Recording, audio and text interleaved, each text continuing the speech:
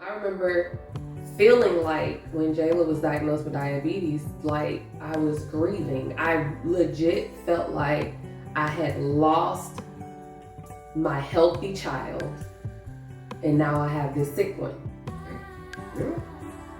And I had to grieve that. Like, absolutely. All, like all of the things, all of the dreams and the desires. And as I went on and as we got on our healing journey, I started to realize, no, she can still have these dreams and these desires, and I can still have these dreams and these desires for her.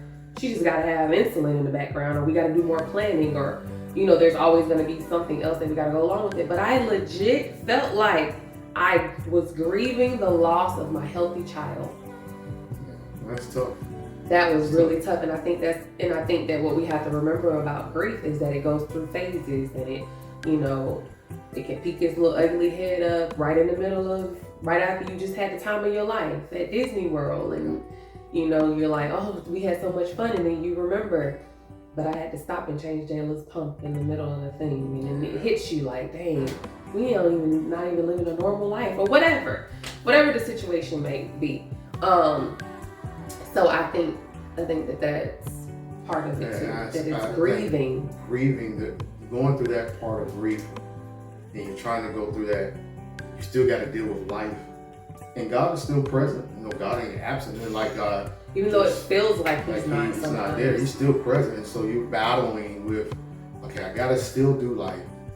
God, you still present. I don't really want to deal with you either, because why you allow me to go through all this stuff? And so that's painful. I was pissed with God. Yeah, it's painful. Because I was like, Lord, you could have easily just given this to me. Like, as difficult as it is, I ain't for however old I was at that time. I guess I would have been like 29, 30. I was 30. I'm like, I can't believe that you would make a child go through this. Yeah. Like, what? This is crazy.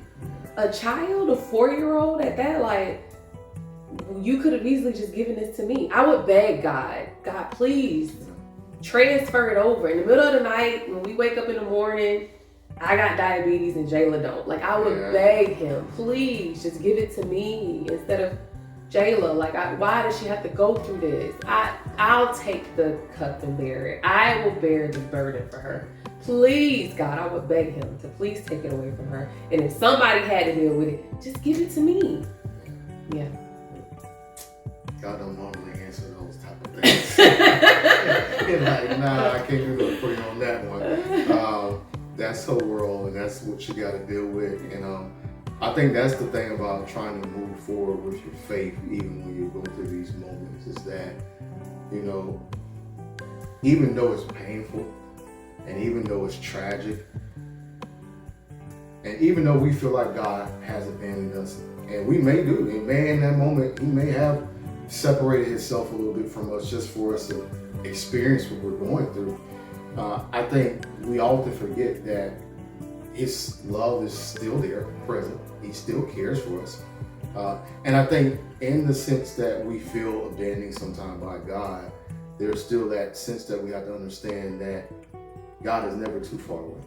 Mm-hmm. And I think that's the biggest thing that I learned, that God is never too far away. That